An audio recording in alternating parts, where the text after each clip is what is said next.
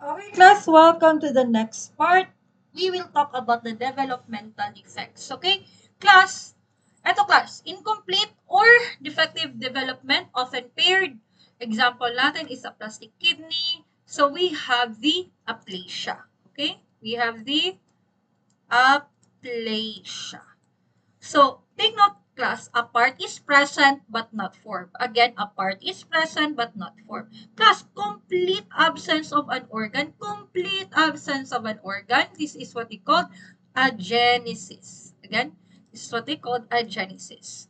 So, example natin is Potter sequence or anencephaly. So, class, absent from genesis or absent from the very beginning. Ito ba yung mnemonic natin? Absent from genesis, absent from the very beginning, agenesis. Okay? Ito, class, absence or closure of a normal body opening. This is what we called atresia.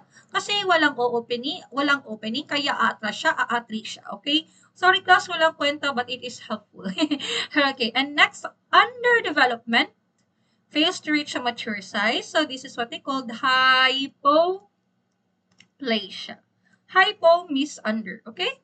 Yeah, hypoplasia. Okay, I hope it is clear. So class, please take note this mnemonic. Developmental defects, aplasia, absent development, agenesis, absent organ entirely from the very beginning, atresia, absent opening, hypoplasia, half size or underdeveloped. Okay?